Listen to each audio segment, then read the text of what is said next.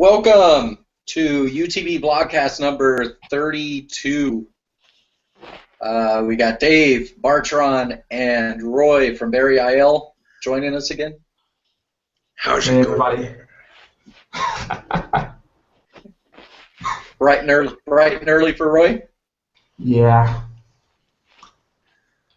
You guys Coral. need to just become nocturnal over there so that this is midday for you. You don't need sunlight. Yeah. I'm still stretching.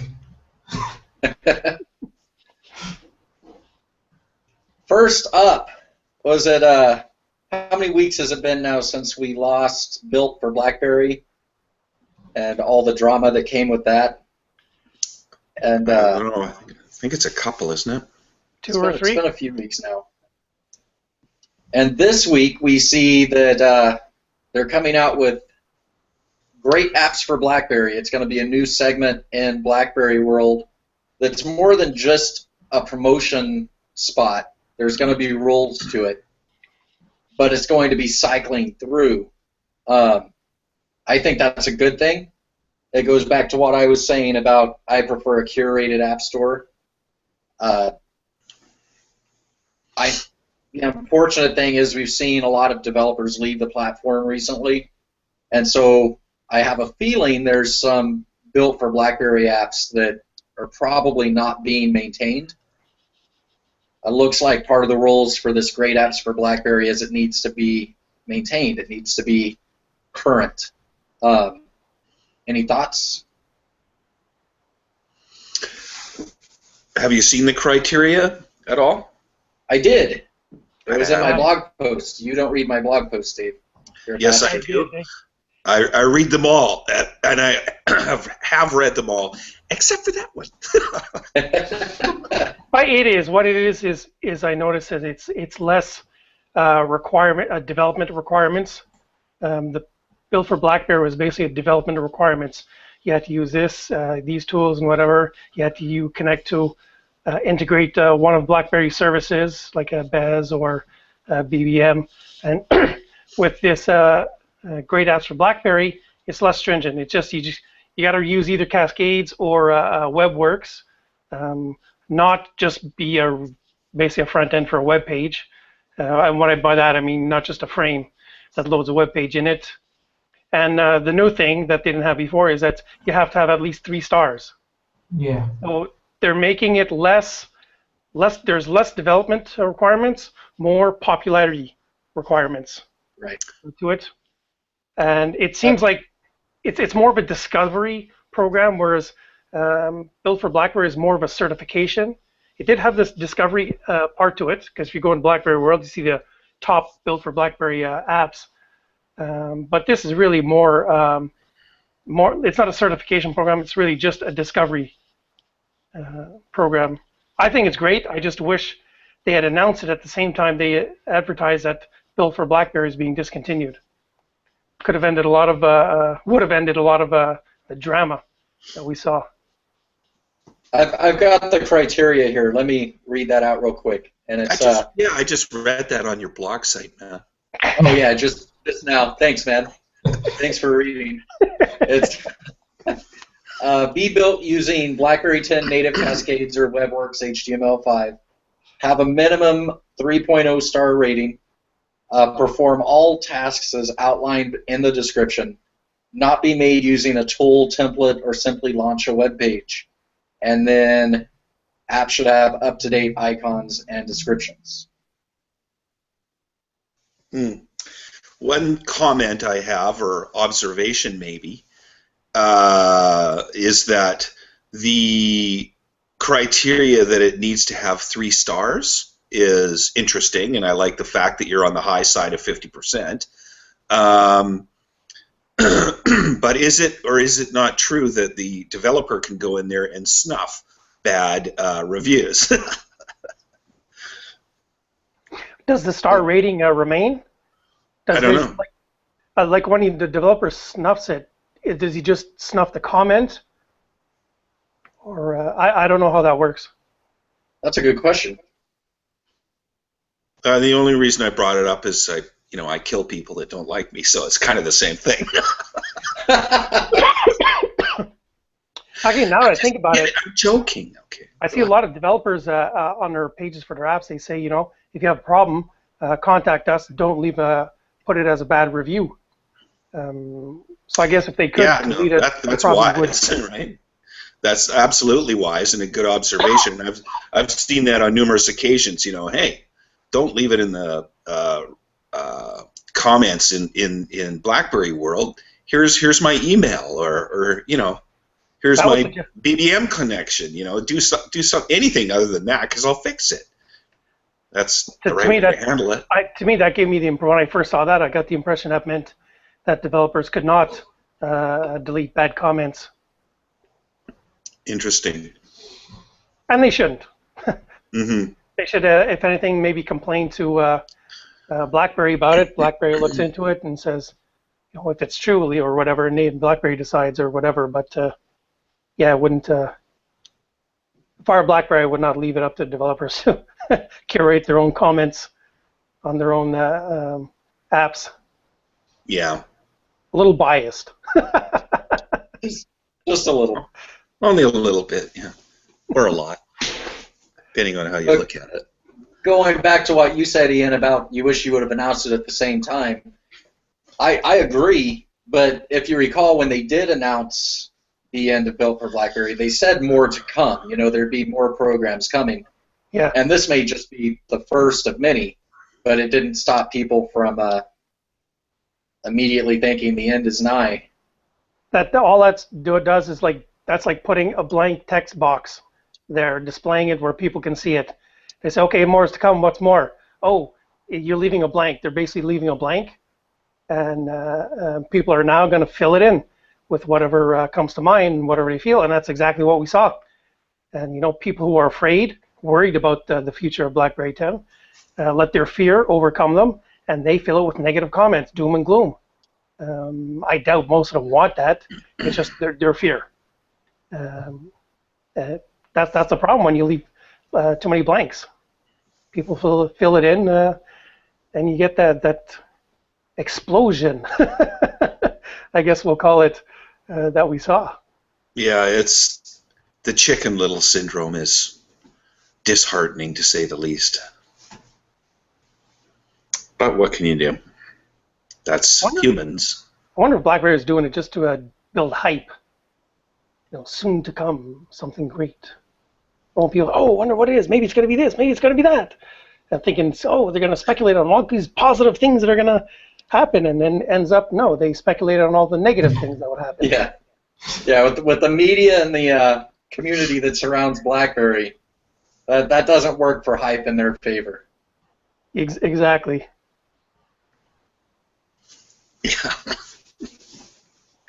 I just wonder how, because I haven't really spoke to anybody. Have you spoke to anybody, any of the developers, Roy? Because I know you have more developer contacts than I do. I talked with the developers, but not about these great apps for BlackBerry. I should talk about it, but I forgot. Yeah. I think it's great list that they can make it a great list to promote apps, but as we know, BlackBerry, I hope they're not messed up. Will messed up with this list and the developers, because I don't want to see Facebook app in this great list app. So. That's probably the most crapped on app. And that's a sad thing, because it was it's built in house, is it not? Am I right about that? It's a BlackBerry built app. And when it first came out, I'm not a big Facebook user, and I use it even less now, so I really couldn't even give a crap. I haven't even signed in on my Priv. I don't care. But for the first year or two, it was just fine. And then as more features got added to Facebook in general, which is, like getting more diseases, it sort of got left behind, and there wasn't much R&D or development done on that app internally at BlackBerry. They went a little further on their native Twitter app, which I don't know, works for me. Yeah. But they never went any further on Facebook, and maybe it's just because it's such a cesspool of filth kind of thing, security-wise. It's like, man, do I even want to be there? I mean, you need to be there if you're going to appeal to any kind of consumer and to a certain percentage of business, because there's an awful lot of business Facebook pages, so you kind of can't not be there. But I don't know. Facebook, man, take it or leave it. I can totally leave it. Not interested. I did. Yeah, you escaped? Yeah. Actually, it was escaped. When was it? Those things, 2011 or so. Left it for about 8 months, then had to get in contact with some people on it, and I got back on and stayed on. But after, I think it was when it got to about 2013 or so, I was basically just using it like a email, and I was keeping track of birthdays, and that was about it. And then finally last year, I said, this is a waste. Delete it. Yeah. Yeah, it's the opposite. The thing about Facebook, like I hate Facebook. Facebook I hate worse than Google and Walmart and Apple. It's just evil. But I know that this was a conversation that was going on in our forums. SIPO was asking about it, and I kind of got to thinking about why they abandoned. They really did just abandon the development of it. But if you go back through, I mean, number one, we know that resources are limited. They're still limited. They're still in the middle of a turnaround. Resources are limited. Developers are limited at BlackBerry right now. And the focus isn't on BlackBerry 10. We know that. But the Facebook app has taken more abuse since the beginning than I think any other app out there, except maybe some of those reader apps.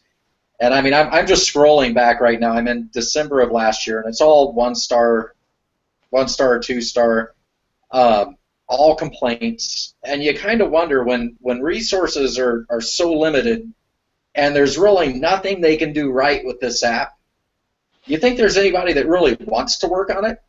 Because any time they've updated, there's been nothing but complaints about the app, going all the way back to the beginning. Well, I'll agree with what you're saying, except to say that when BBM first came out on BlackBerry 10, that was a 1 or 2-star. Even now, it's only up at about 3, I think. Yeah, but you see, it's so hard to get up there if you started down this far. You know what I mean? And so you got to have multiple thousands of good ones to get rid of all the bad ones and even it out. So the fact that they're a 3 or 3.5 or whatever star it is now for BBM is a testament to the guts of doing it right. And it is an awesome app. Absolutely. And it gets great reviews on other platforms too.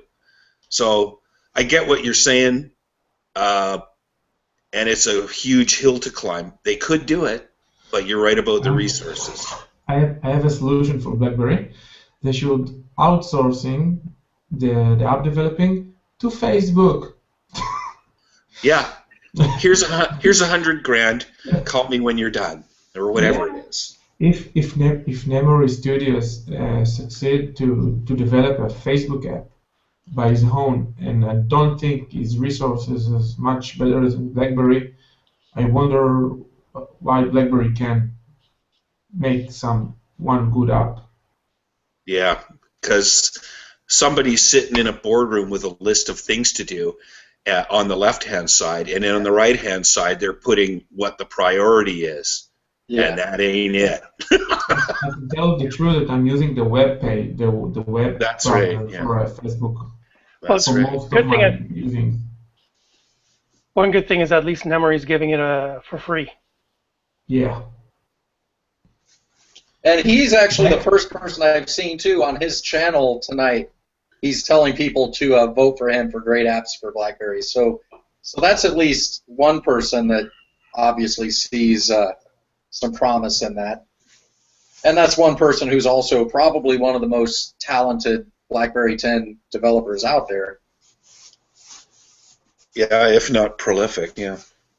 Yeah. Back to the great apps. I hope it will be categorized. They will categorize the apps, and it not will be just a long list that you will never find your app. It's going to be 20 apps. It's going to be 20 apps. It's going to be rotated out. You're not going to get an app that's stuck there. You know, they're going to be rotated out, and that, I think that's a good thing. That'll be sure that it's fresh apps. It's apps that are being worked on and developed.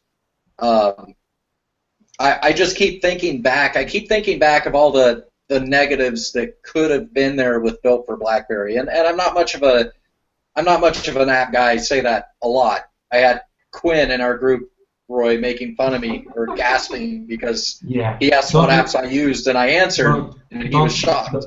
Don't listen to the drunk guy. Yeah. Never listen to a drunk guy. He never I keep waiting for him to wander into the ocean and never hear from him again. He's never sober to think about what he's saying. I think it's just going to be presented in BlackBerry World just like the Built for BlackBerry section was. It's a list. You're going to see a grid of whatever it was, 10 or 8. Yeah. And you tap on the little arrow there, and it brings you to a list. It's going to be every category. It's not going to be separated into categories. It's just going to be a flat list of 20. It's that's what I suspect. It's basically a certification for popularity and not for quality. Yeah, popularity, and that it is built native. Yeah. Native apps that are popular. You mean like Joyful Girl on channels? It's always there. Oh God, it won't go away. Actually, right now we have the top Built for BlackBerry section on the main page, I believe. So I think it's just going to be like that. They just replace the name. But yeah. But that they she still is on there. I thought she got dropped when we got dropped. Dude, she knows somebody. Or somebody knows her. BlackBerry just needs a little more joy in their life. That's what it is. Obviously. Something is joyous. Well, or then. Something. Yeah. All righty then. Well, okay. What would you nominate, Brad? What would you nominate for an app? Like I said, I'm not much of an app guy. Mocket's got to be there. Yep. That's a nice pick. You have Black or Black or whatever they call it. The Twitter client. Yeah. One of my favorites. That has been the subject of so many arguments in our UTB group, right? I'll tell you right now, that is an app that people either absolutely love as their favorite app ever, or hate it and don't want to ever see it on their screen. There is no in between. There is a learning curve, but it's a great app. I use Twitter because of this app. There you go. I think iGran can make it. That's a good app. Yeah. Wait, what did you say? iGran. Oh yeah. I would pick BeWeather Pro. Yeah. That's a nice one too. BPod. I use that app every single day. FastTube. Excellent app. Lots of people like StereoTube, but I like FastTube. What was the other one? DownTube, I think, was the other one. I think that's a website you visit there. I can tell. No, that's RedTube. If you my bad. Apparently, from what I've heard. What's that, Bartron? What is that? I don't know. What is that? In case we wonder why Bartron's minimized us at any point. Yeah. And he's wearing a red shirt. Orange. Who knew? Netherlands. Excellent. So, hey, so Apple's provided a lot of humor this last week. You know what? They don't need to hire comedians because they're just too damn funny all by themselves. At what point will Apple users realize that they've been bent over and rode hard? That's what I want to know. Yeah. Well, I had a guy come up to me in the office today, and I've told you about him before probably. He's our office's biggest Apple guy. Not anymore. He looked down at my Priv this afternoon and went, you still liking that thing? And so I told him a story of being very familiar with 3 different operating systems now and saying that BlackBerry 10 is the best out of the 3, and here's your second best. If you need apps galore, then this is it. And he just said, I'm so sick and tired of it. He brought up this Error 53 crap. And it was a humbling moment for the guy. And I tried not to laugh. Wasn't successful, but I tried. It's better that you weren't successful. Yeah. No, I like the guy. I don't want to give him a hard time. Okay. Like Error 53, if somebody's had their very fragile iPhone repaired by anyone that's not an Apple, quote, genius, then Apple just decided to just brick their phone without telling anybody. And like for someone that lives in my area, the nearest Apple store is nearly an hour away. And so you drive an hour, go spend, $150 to have your screen repaired, or you could drive 15 minutes to our mall, not even 15 minutes, where there's, in our busiest mall, I guess you'd say, there's 3 kiosks in the middle of the mall, all of them advertising iPhone repair. And you spend, $50 to $70 to have it done. I mean, I've said it before, they built a cottage industry just out of having this really fragile phone. Yeah. It's like half the people I see walking around have shattered screens until they can get to one of those kiosks and have their screen fixed. And so I'm just thinking the majority of people... It's about the shattered screens. I think if you fix the internal device, like the home button or another chip, not the screen. But they say that the Air 53 is about the home button. It is about the home button, but they're saying that the screen being repaired can affect the home button. It's happening to people who have their screen repaired. Mm-hmm. And it's happening to people who haven't had repairs also. Like internally within the phone, there's been reports of tears of the cable inside the phone, and then them getting an Error 53. Oh, geez. They need to check if it happens to old iPhone users, because that's maybe Apple way to convince them to buy the new products. What do you mean, like if you're over 50? I knew that was coming. It's the new marketing of Apple. God damn it! Error 53! Yay! Get off my lawn! Anyway, here's the deal. I mean, seriously, if the guy in the kiosk near Brad's place can legally purchase these parts, which of course he can, and they're genuine Apple parts, which of course they are, then it should be illegal to snuff the phone when it is repaired with legal parts.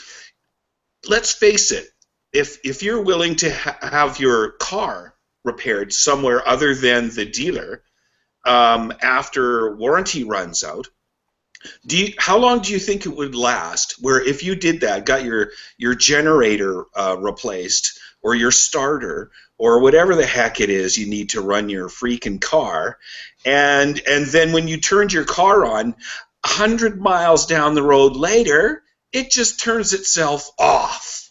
That would be and real on the dash, it says error 53. How long do you think that would last as a thing in the auto industry? It wouldn't ever happen. It would be real ridiculous. It's not only turning itself off. It's not only turning itself off, Dave. It's also locking the trunk and all the doors and not letting you get your stuff out of it. Right. Exactly. And you will be stuck in the car. Damn it! My ice cream is melting. Damn. I knew I shouldn't have got my car repaired there. It would be especially ridiculous if these repair shops got the parts from Apple. That's the thing. You know, Apple sells them the parts, and when they replace it, they brick the phone.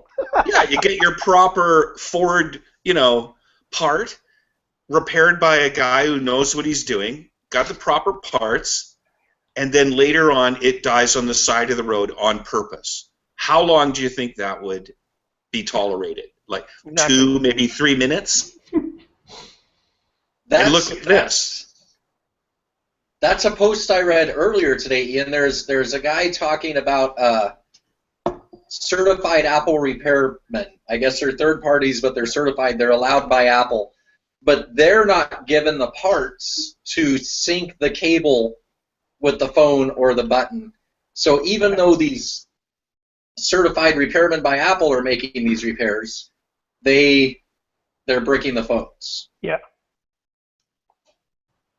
And I mean, think about people like in areas. I mean, what about people in like these countries where there's just an Apple store every few hours away? Yeah. The original article where I read, that's exactly what the situation was.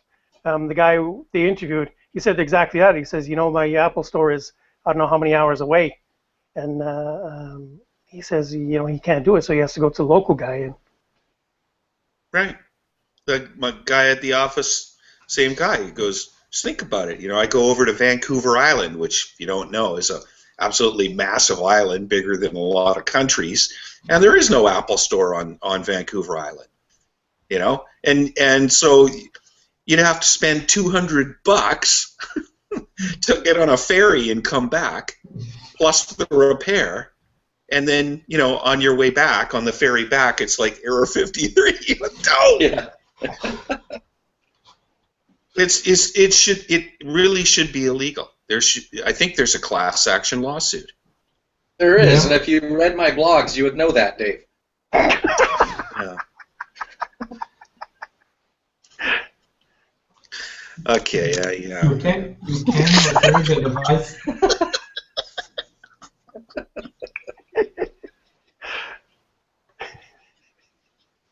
We lost Dave.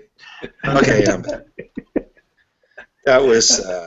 The thing is that you can repair the device wherever you want, but you can't update the device. So it happens only if you update the device. It's not just... Yeah, and nobody ever does that. Well, the thing is, and that's the worst part, is people need the updates because there's so many bugs in their software. Yeah. Well, just think, if only an Apple user could wind the clock back to an earlier date. Then they might not have this oh, wait. Wait. Something about January the 1st, 1970. Oh, something. yeah. For God's sake. Really? Apple? Linux time, 0. You think that people in Apple just sitting every day and thinking how we just fucked up our users? They have a list of pros. How can we fuck our users? Yeah. How can we make them make more money from them? Yeah, there must be a group of guys in Apple sitting around in a boardroom laughing their guts out at how they can hose a new group of morons, this week. what did we do last week? Oh, yeah, we did that Error 53 thing. That was really funny, man. What are we going to do this week? We got to beat that. Oh, I know. We'll tell people to send the date back to January the 1st, 1970, and then reboot their phone. Blah! And they're all rolling all over the floor. Yeah, and they still pay much more than us, so... Yeah, exactly. Most expensive phone, most expensive brick you can buy. Maybe the next thing that when you buy a new Apple phone... the thinnest brick on the market. Yeah. if you choose the wrong language, it's bricked. Or if you get the wrong Wi-Fi password, it brick itself. Cause I know. It's We'll get Ian Anderson to write a new song. You know, Ian Anderson, like Jethro Tull, and he'll call it "Thin as a Brick." Huh? No? Anyone? Okay. I get it. Okay, thanks.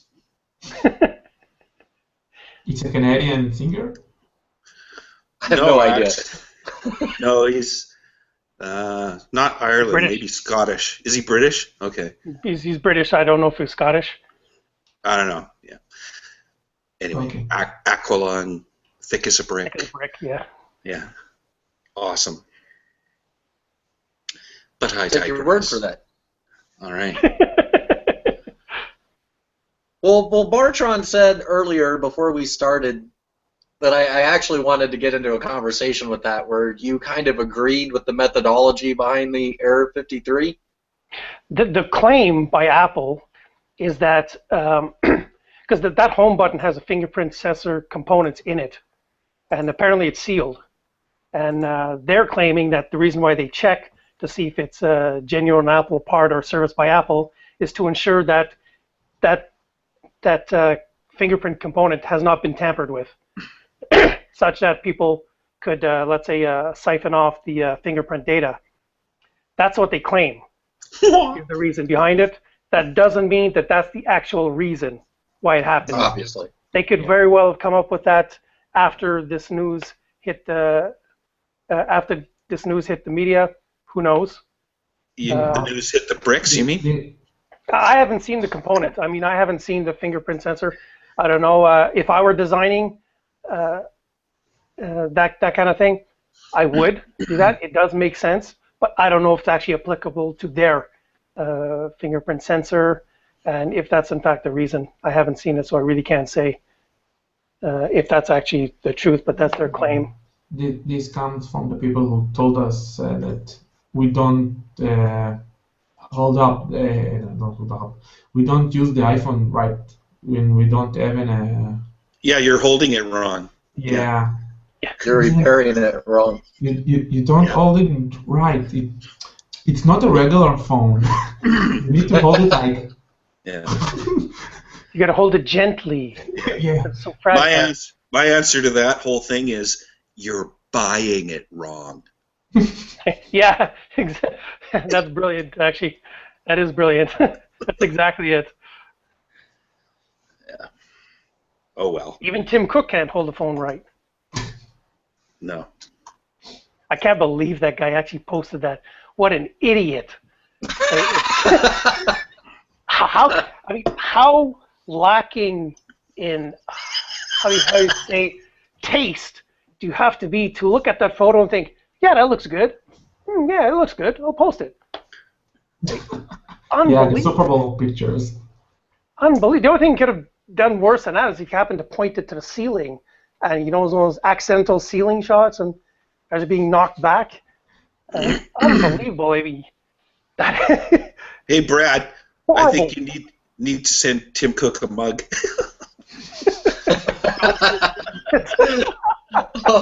I would love to have Tim Cook standing there holding a "Don't be an idiot" mug.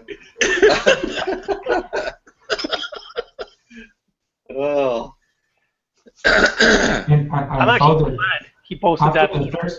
After the first photo that he posted, he tried again, and Okay. Still blurring. So Yeah. again, replace the iPhone. Yeah. I was shocked, to be honest, when I saw that. I was shocked. I couldn't believe he would do that. They're so careful about their image, and that that it is just unbelievable that he would just take a photo, post it, and aside from the fact that he actually thought it was decent enough to post. It could be funny if John Chen was sitting right next to him and give him the brief. Take this for picture. Take this. Yeah. The NBA All-Star Game is in Toronto, so I hope Chen is there with his classic, BlackBerry Classic, taking a photo, and it'll be 10 times better than what Cook posted. That's for sure. Oh, Timmy. What can you do? I mean, think about it. How much abuse did Chen take for not instantly knowing how to swipe through that priv? Yeah. And then, a phone that's not even released yet.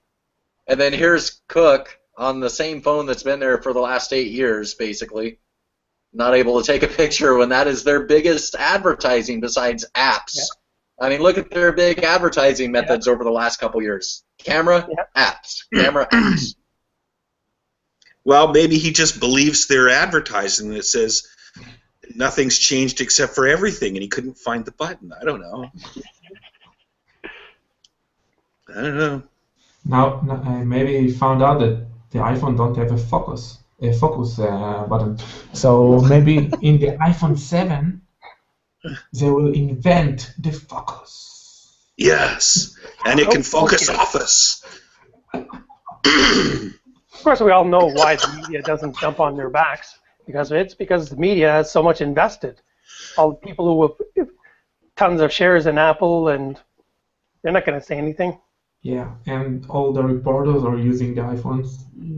You will don't see them laughing about their phones that they bought the best of their money. So. Well, the media targets iPhone users instead of Android and BlackBerry or Windows, because iPhone users just spend much more money than everyone else. Because they have to. They're so used to it. Yeah. $30 for some accessories I see over the years at the in the Apple store. It's really stuff you'd see at the dollar store for $1 or $2, and it's selling for like $30, $25. Just ridiculous. Yeah. But you can go and talk to a genius about it. That's where your money went. Yeah. To that genius. My God. If this was 60 years ago, Albert Einstein would be working there.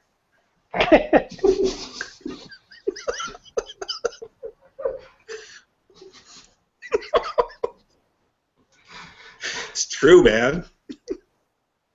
That's where all the geniuses go. The BlackBerry. BlackBerry and Canon signed patent licensing agreement. Thanks for bringing that up. Bring it back to BlackBerry for a moment.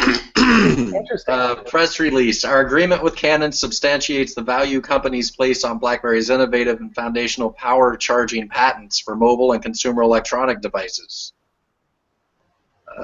With the agreement in place, Canon can continue to incorporate convenient charging solutions to its exciting new products. Yeah. And when you showed that to me and I read it,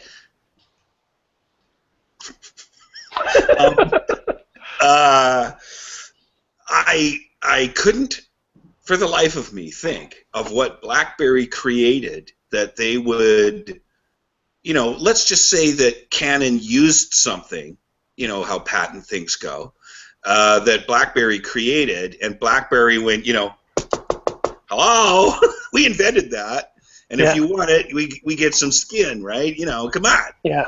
Yeah. And, well, what the hell was it?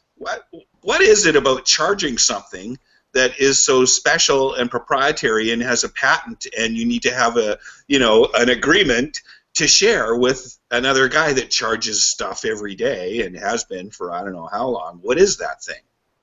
Well, didn't BlackBerry have the patent? Didn't they create the whole charging through USB? Wow, I have no idea. Wow. You know what? If that's true, and they got a penny for everybody that did that, we wouldn't be talking about a $2.9 billion company. They'd own the world. Brad, I think.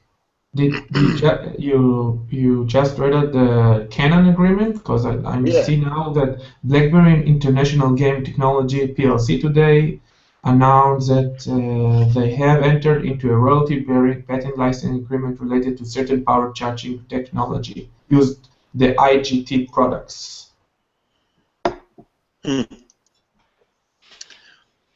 Yeah, well, I only saw that an hour ago, and I can't for the life of me think of what the actual technology is, or why. I mean, it's so ubiquitous that if BlackBerry invented USB charging, I mean, holy crap. I'm looking that up right now. That's one of those things that may have just been a rumor I heard at some point. Yeah. I'm seeing a patent in 2000 for it. Yeah, they might have created a better circuit or something, and Canon found it and used it or replicated it or something, and you can't do that either, but it's very interesting. I wish I knew what it was. Yeah, that could be big money. I mean, depending how much they're charging. Given all the products that Canon depending does. on how much they're charging. It's a good one. Anyway, I didn't realize. Why is it only Canon? No, it's IGT Canon. Also. IGT, what's that? I don't know. International Game something. Game of Thrones? Game Technology. International Game Technology. Okay. It could be that Canon's just the first one, and we're going to see others. Yeah, maybe. That may be. What's interesting is that it's not a cross-licensing deal, which means it's just one way. That would have been interesting. Especially given that Canon, all the tech that Canon has in cameras. There are a lot of patents having to do with charging of mobile devices, and research in motion is listed throughout them. Multifunctional charger system and method for powering and charging a mobile communication device, universal serial bus adapter for a mobile device. I mean, and it's not just them. You've got Texas Instruments, you've got Samsung, even Apple in here. But looking at the amount that research in motion has, there could be any number of things that Canon is using that they hold patents to. Interesting. Well, it must be something that is going to be continually used because, you know, if there was a different way to do it without spending the money, that's what I'd do. So it must be ubiquitous. They could just use the Apple method of using it and then saying they invented it. Yeah, that's true. Well, apparently Canon thought they had a method of doing it for free. Didn't work out so well. Oops. It's just nice to see money coming into BlackBerry. You know, and that's hardware. That's not software. Mm-hmm. No. Actually, it's intellectual property. So. Probably a little bit of both, actually. I think their patent stuff is included in the software revenue, software and services. I don't remember. Interesting. I don't know either because patents can apply to either. So, I don't know. Because I know when you were talking software patents, that was obviously included in the software. But I don't know if the hardware patents are included in the hardware. Right. But even then, we don't know if are these patents in question, are they hardware patents or software patents? They could be software. I think all of their patents were folded up into that new area that, oh man, I'm drawing a blank, but that one guy is overseeing, the Indian fella.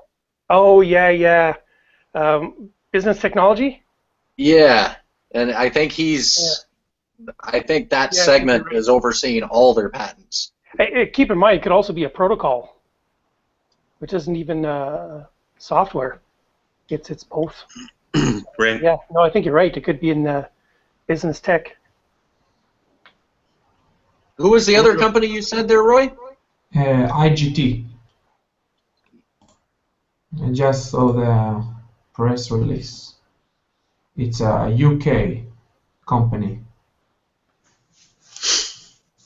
Do we know who they are? I have no idea who they are. About IGT, From it's Canada a global leader in gaming. We enable players to experience their favorite games across all channels and regulated segments, from gaming machines to lotteries to interactive and social gaming, leveraging the wealth of premium content. Blah, blah, blah.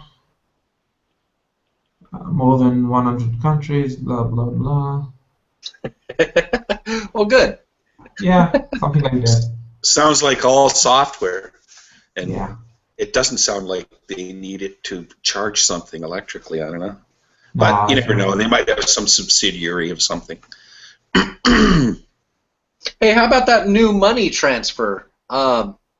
Is that showing up for anybody? It's for Nigeria, I think. Oh, is it? Yeah, I think it's from the installment. What luck! I'm going there tomorrow. Nigeria is a big market for BlackBerry. They just released the is. preview this week in Nigeria. Oh, did they? Yeah. When the Boko Haram, the terrorist group, don't kill everybody there, they're using BlackBerry. Okay. Thanks, Roy. Yeah. As the ratings go through the roof, and now there's 4 people watching. Yeah, and that fourth one is the NSA, Right. Homeland Security. Awesome of you, buddy. I forgot you have the NSA. In Israel, you can talk whatever you want. Yeah, right. Okay, then. So, Yes, moving right along. I love the USA, yeah. Life in the Middle East. Yeah. I do too, because they're closer.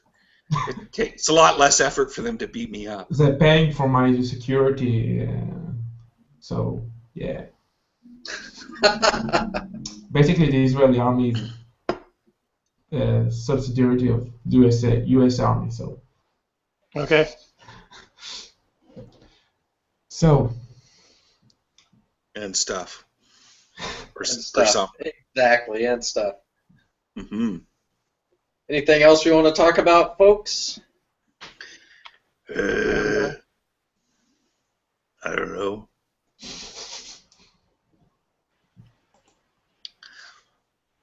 I want to know if anybody's had any luck using their USB on the go with a portable hard drive. I just went and I got a 1 terabyte.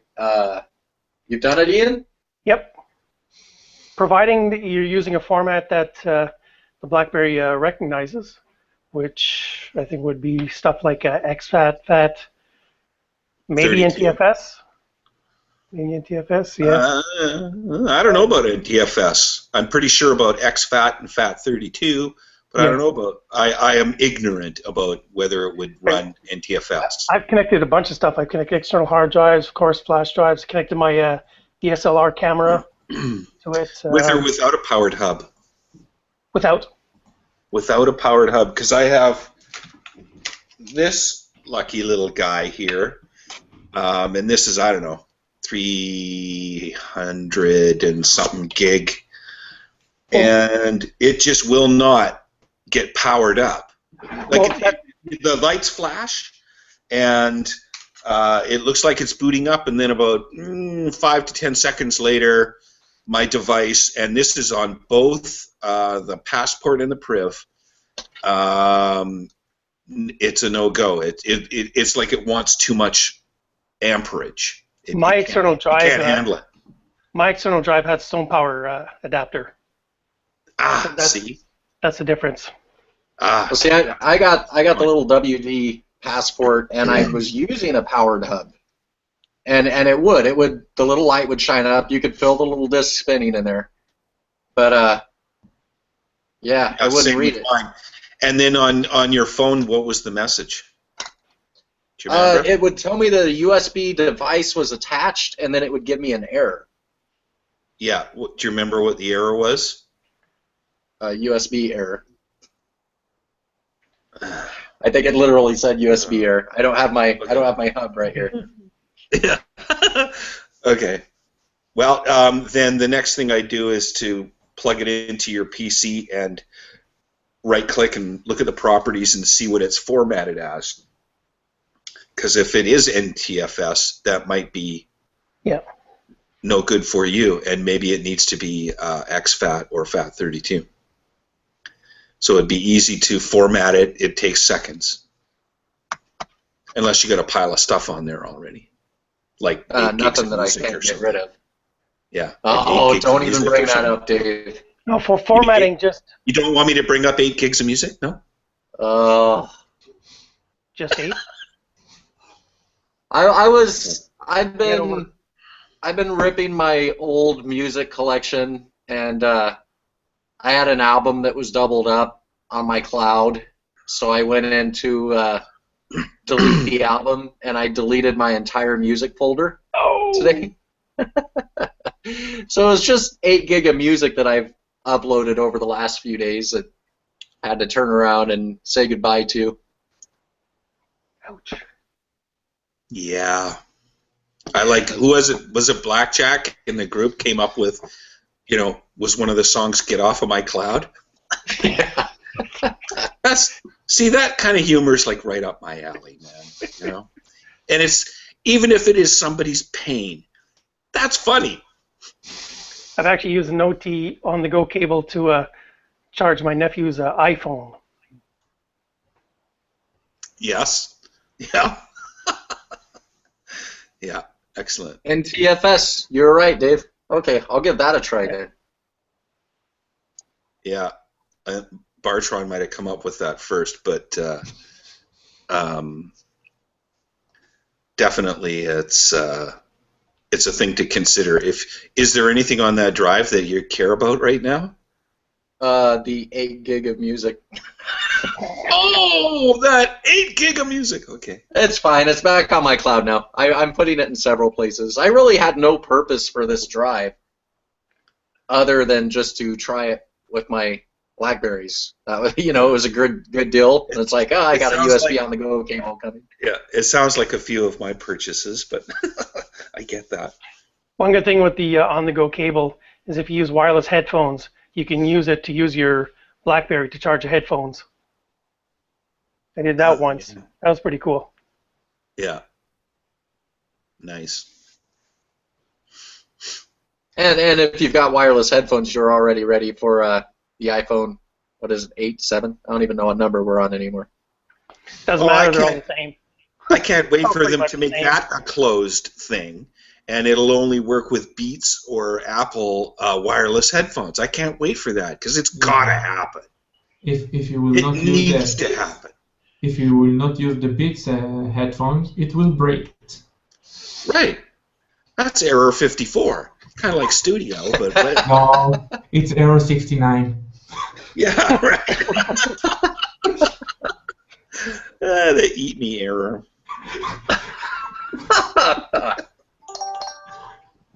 Honestly though, I mean, look at Apple and BlackBerry. BlackBerry was on top. They came crashing to the bottom, and they're fixing themselves by changing the way they do business. They're providing more services. They're innovating. They're coming up with new things. They're making old things better. And then you've got Apple, who has peaked. I mean, they've officially peaked now. And they've got the money to do everything that BlackBerry is struggling to do right now. Everything where it's a fight for BlackBerry to regain what they were. Apple's got the money that they could just run right out and do it. We all know that. They could easily just acquire companies like nobody's business and have the best product on the market. But they're not doing that. Instead, they're trying to figure out ways to squeeze every last drop out of people. Let's do away with their headphones. Let's make them buy new headphones from us. Let's change the power cords every chance that we get. At least a $35 adapter if you want to use your old legacy awesome headphones. It's ridiculous to me, and at some point, consumers have to realize this, right? I think it's happening right now. Like this last week. It is happening now. But this last week, and I even saw an article, was it on CNET? I forget where it was, but it was, a typical Apple fan blogger pointing out the fact that some of the biggest Apple fan bloggers within the last week have really trounced all over Apple. They're complaining about Apple's software, which has always been, what they've held up high. But I mean, I'm just seeing article after article. There was one, I really wish I would have kept these, but one of them was all the best software on my iPhone comes from Google and Microsoft. That was about the headline of it. And they're talking about all the issues that they're having with Apple's native software, not only on the iPhone, but on their computers as well. Oh, yeah, I saw articles like that too, yeah. But I mean, their hardware is behind, obviously, and overpriced. Their software apparently is just taking a real turn for the worst. What's left to watch? Make it thinner, get rid of the headphone jack so that you can make it thinner and have shittier battery life. That is the obvious road to success. Shittier battery life. And don't listen to your users because they're idiots. After all, why else would they buy your stuff in the first place? Exactly. I'm really feeling good about the future of BlackBerry right now. I was one that never thought they were going away, but I also never really thought that they would be to the point where they were, I didn't think they would really be on top again. But you look at the decisions Apple is making, they're not going to be on top for much longer. And you look at Android OEMs, and they all seem to be following each other and not caring about what's happening in the market. I mean, BlackBerry came out with their first Android phone, their first shot at it, their first try, and they've done something that no other Android OEM has been able to do, which is make it unrootable. Go ahead, Dave, say it. You can't have security with them. Actually, if you would have read my blogs, you would have seen that I even talked about you in one of them, by the way. Oh, God. That's why my ears were ringing. But, I mean, it's true. BlackBerry's done something nobody else has been able to do or wanted to do, one of the two. And you just look, I mean, we kept saying there's going to be something that happens. There's going to be one big hack that makes the public aware of how important security is. And we haven't seen that big hack yet, but we've seen daily hacks and daily malwares and all these that are starting to pile up, and I think people are starting to notice it. And I think BlackBerry is in the perfect position, and they've placed themselves in the position to where when people start talking about security, BlackBerry is going to be a topic. Yeah, well, it needs to be.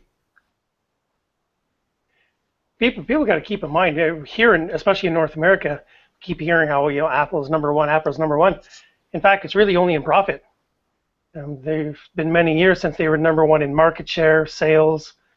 Even now, Google or Alphabet has surpassed them in terms of market cap. It's just they have the mind share. People, when you talk about Apple, they think number one, and that's been many years since they've been number one. But they still have that mind share. So it's kind of like it's an illusion. It is a total illusion, and your average human being in America wants to root for an American company, but quite frankly, they're not an American company. Sorry. They get all their stuff made in China.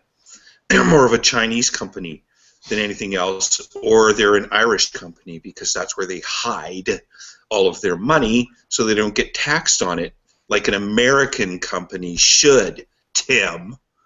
But anyway, Wow. they're not. They're not an American company. They just aren't. They've made them sell, if you take a close look at it, they're not an American company. They got a bunch of people in America, yeah, it's true, working on software that sucks, and then everything else about the company is not American. It's not. Well, it's how they portray themselves. They say, shortly after the fappening, then Tim Cook comes out and says, we're concerned about your security. And all of a sudden, all the fans are like, oh, we're secure now. It's like, no, he wrote a letter telling you something that's obviously not the case.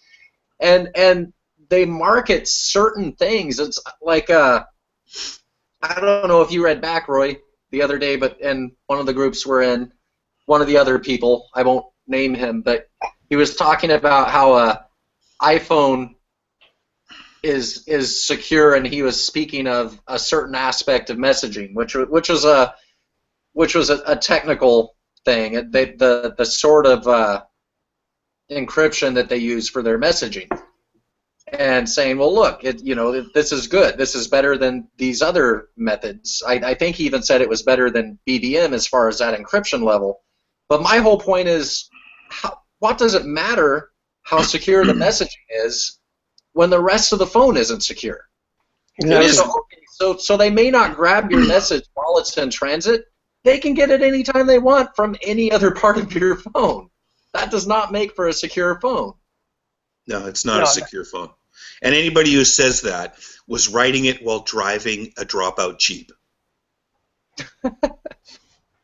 Well, I posted, was it last week or 2 weeks ago, the post how Apple can still read your messages, because like you're saying, when you type an iMessage, they take that message, they encrypt it using the user's key, and they send it.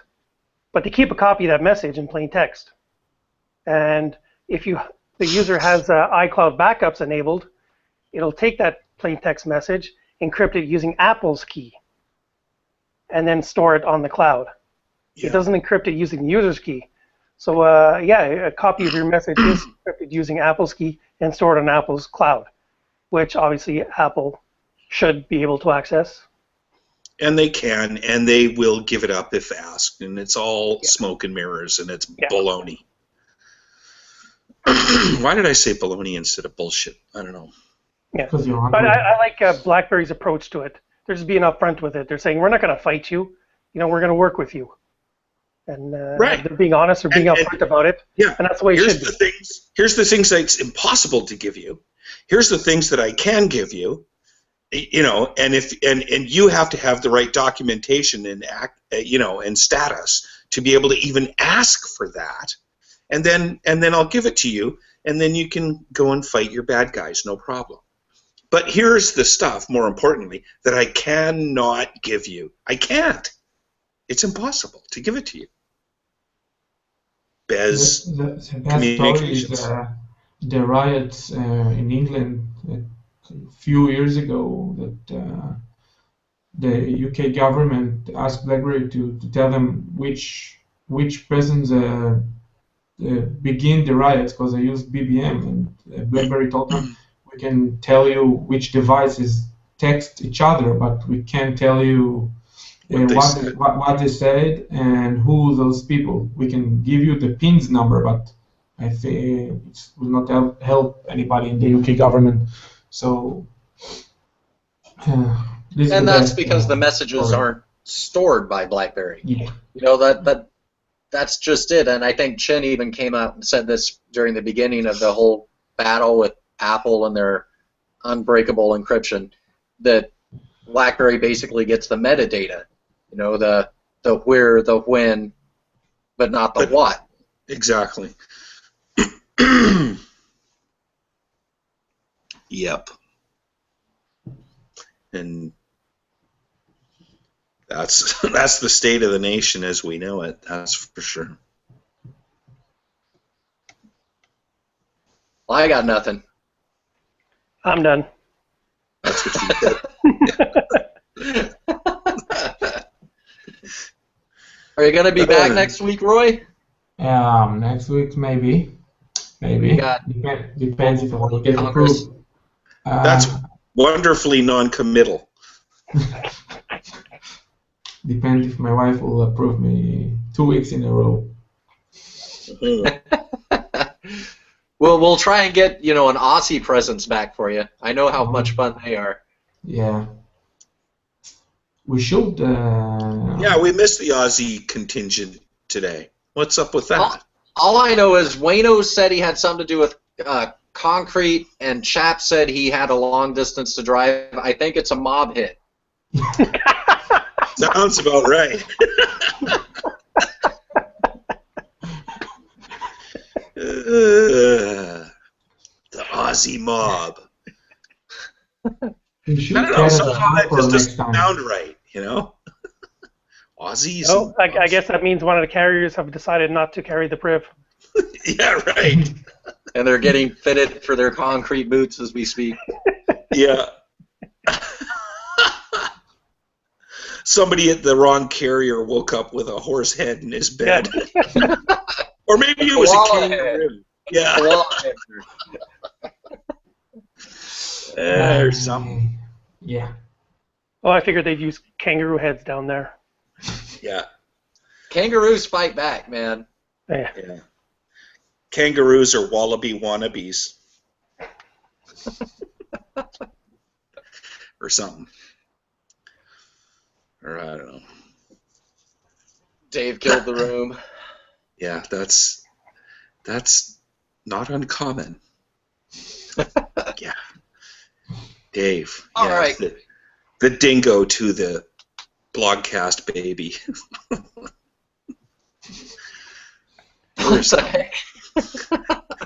No? You don't remember that story? I don't. Canadians do weird stuff, man. It's from a million years ago. No, this is an Australian story. And it's like a million years ago, whatever. It's like, the dingo ate my baby. And that's a bad Australian accent. It's Chap will give me shit next week. But some people were camping or whatever, and they had their kid there. And apparently, I don't remember the whole story, but some dingo supposedly took their baby, and that was the last they ever saw of this kid, unfortunately. But the question was it really the dingo? In any case, it was the dingo ate my baby, and I can't believe you don't know that story. Well, that's a high point to leave the blogcast out on, Dave. All right. Nothing like murdered children to finish the blogcast off. Everybody go and search "Dingo Ate My Baby," and then you'll get it. Now I'm gonna have to go look up kitten videos or something to make me happy. Thanks, Dave. I'll go head over to GIF Exchange and look at the little critter Jesse's putting up tonight. I think it's Dingo Night over at GIF Exchange. Sometimes it's Sloth Night, Yeah, just let me know when the sloths are back. Yeah. It's all good. All right, guys.